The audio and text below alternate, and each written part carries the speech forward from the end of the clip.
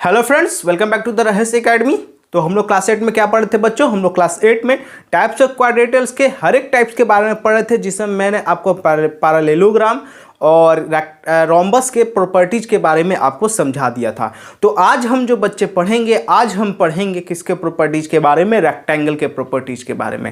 Rectangle के कौन कौन से प्रॉपर्टीज होते हैं, उसके साइड्स के उसका क्या रिलेशन है, उसके डायगोनल के साथ उसका क्या रिलेशन है, ये आज हम समझेंगे इस वीडियो में। तो अंत तक बने रहिएगा, सारे प्रॉपर्टी को समझ के तभी क्वेश्चन लगाइएगा, तभी आपके कॉन्सेप्ट क्लियर हो पाएंगे, क्वेश्चन बनाने के अप्रोच भी समझ जाइएगा। चलिए आइए समझते हैं क्या कह रहा है रेक्टेंगल का प्रॉपर्टी। तो रेक्टेंगल का जो पहला प्रॉपर्टी होता है, आपको बच्चे याद रखना है कि अपोजिट साइड्स आर इक्वल। क्या होता है बच्चे? तो अपोजिट साइड्स आर इक्वल। इसके जो साइड्स होते हैं ना, वो अपोजिट्स होते हैं। ये क्या अपोजिट्स जो होते हैं साइड्स, वे इक्वल होते हैं। जैसे मान लीजिए यहाँ पर मैंने ABCD एक रेक्टेंगल बनाया। ABCD एक रेक्टेंगल बनाने के बाद आपको पता होगा कि इसके साइड्स कितने होते हैं। तो इसके जो साइड्स होते हैं, इसके साइड्स कितने होते हैं? 4 साइड्स होते हैं, आपको पता है बच्चे। और अगर बात करें इसके एंगल कितने हैं, तो इसके एंगल भी कितने होते हैं मेरे बच्चे? तो 4 एंगल होते हैं। ओके मेरे बच्चे, तो आओ हम समझते हैं। आइए अब हम समझते हैं क्या कर रहा है कि अपोजिट साइड्स आर इक्वल। तो जरा मेरे बच्चे मान लीजिए कोई भी एक साइड से AB और इसके अपोजिट साइड्स वाले कौन है? तो इसके अपोजिट साइड्स है CD। तो ये दोनों बच्चे जो होते हैं ना, आपस में क्या होते हैं? इक्वल होते हैं। ये दोनों आपस में क्या होते हैं? इक्वल होते हैं।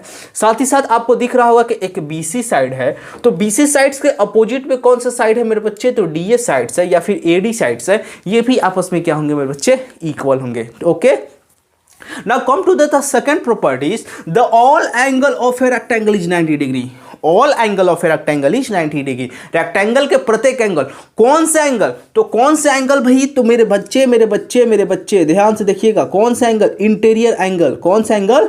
इंटीरियर एंगल की बात हो रहा है। एक्सटीरियर कभी भी 90 डिग्री के इक्वल नहीं होते हैं। ओके, नाउ एक्सटीरियर हालांकि वो भी 90 डिग्री के इक्वल हो सकते हैं। इसके कॉन्सेप्ट में अगर देखें तो कैसे, आइए समझा देते हैं। तो यहाँ बात हो रहा है कि जितने भी एंगल बनेंगे, तो कितने एंगल बनेंगे? 4। यहाँ 90, यहाँ भी 90, यहाँ भी 90, यहाँ भी 90। ओके, तो ऑल इंटीरियर एंगल का सम कितने हो गए? 90, सॉरी सम बोल रहे हैं। ऑल इंटीरियर एंगल के जो वैल्यू हो गए वो कितने हो गए? 90 डिग्री के हो गए। और बच्चे जब मेरी बात को समझिएगा, यहां मैंने इंटीरियर इंक्लूडेड किया, तो बता सकते हैं आप कि क्या एक्सटीरियर एंगल का जो वैल्यू होगा वो भी 90 डिग्री होगा क्या? बिल्कुल होगा मेरे बच्चे। कैसे? जरा ध्यान से समझिए। देखिए मान लीजिए कोई एक AB साइड से इसको बढ़ा दिए और इसको पॉइंट पर पहुंचा दिया M पॉइंट पे। इसको मैंने किस पॉइंट पे पहुंचा दिया?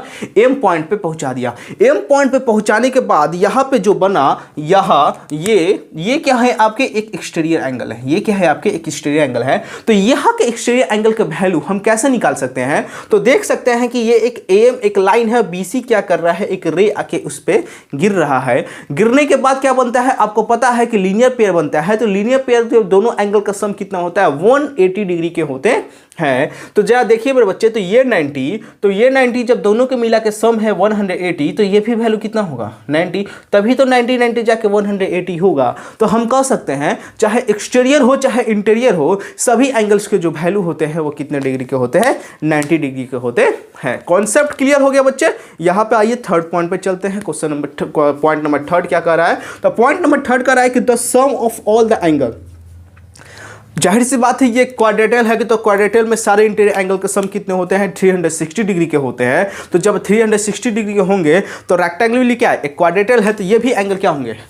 टोटल के जोड़ देंगे इंटीरियर एंगल के साथ, तो 90 90 90 90, ये भी कितने होंगे? 360 डिग्री के होंगे। That means angle A plus angle B plus angle C plus angle D is equal to 360 degree.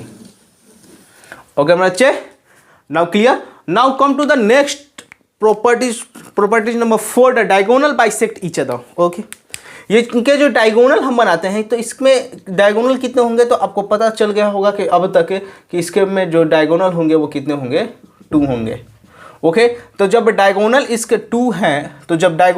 2 हैं, ये एक पॉइंट पे इंटरसेक्ट कर रहा है ओ, तो इनके जो डायगोनल होते हैं वो बाइसेक्ट करते हैं। कैसे बाइसेक्ट करते हैं? बाइसेक्ट का मतलब है कि यहाँ पे जो ओ है वो इक्वल होंगे किसके? ओ बी के, ओ सी के। ओके, और यहाँ पे जो बाबू मेरे क्या है, ओ बी है, ये वाला ओ बी, वो भी इक्वल होंगे किसके? तो वो इक्वल होंगे मेरे बच्चे ओ डी पे। वो इक्वल होंगे किस पे? ओ डी पे। ओके, तो डायगोनल क्या करते हैं? आपस में एक दूसरे को बाइसेक्ट करते हैं और डायगोनल के जो लेंथ होते हैं वो सेम होते हैं। प्रॉपर्टी नंबर 5, डायगोनल के जो लेंथ होते हैं वो क्या होते हैं? बिल्कुल के बिल्कुल सेम होते हैं। दैट मीन्स ए सी का जो वैल्यू होगा वही बी डी का वैल्यू होगा। ए सी का जो वैल्यू होगा वही बी डी का वैल्यू होगा। मतलब कि दो डायगोनल है, दोनों डायगोनल आपस में क्या होंगे मेरे बच्चे? इक्वल होंगे। यह है पांचवा प्रॉपर्टी, यही कहता है कि क्या डायगोनल के जो वैल्यू है वो इक्वल होंगे, यानी ए सी का वैल्यू जो होगा वो इक्वल होगा किसके? बी डी के। Now the concept is the clear and all properties are clear. Property number first of the rectangle is opposite sides are equal. दोनों के अपोजिट साइड्स क्या होते हैं? इक्वल होते हैं। सभी एंगल के जो वैल्यू होते हैं वो 90 डिग्री के होते हैं and all the sum of the angle is the 360 degree. सभी एंगल के सम कितने होते हैं? 360 डिग्री एंड 360 डिग्री के इक्वल होते हैं। और इनके जो डायगोनल होते हैं वो एक दूसरे को बाइसेक्ट करते हैं। साथ साथ जो इनके डायगोनल के जो लेंथ होते हैं वो भी क्या होते हैं मेरे बच्चे? सेम होते हैं। तो ये है पूरे रेक्टेंगल के प्रॉपर्टीज है 5 और इस पे करना है आपको नाच। ठीक है, मतलब क्वेश्चन को नचाना है, आप नहीं नाचिएगा, क्वेश्चन को नचाइए और समझते रहिए कॉन्सेप्ट को और बने रहे रहस्य अकादमी के साथ। वीडियो को पसंद आ रहा है तो वीडियो को लाइक से सब्सक्राइब कीजिए। धन्यवाद, थैंक यू।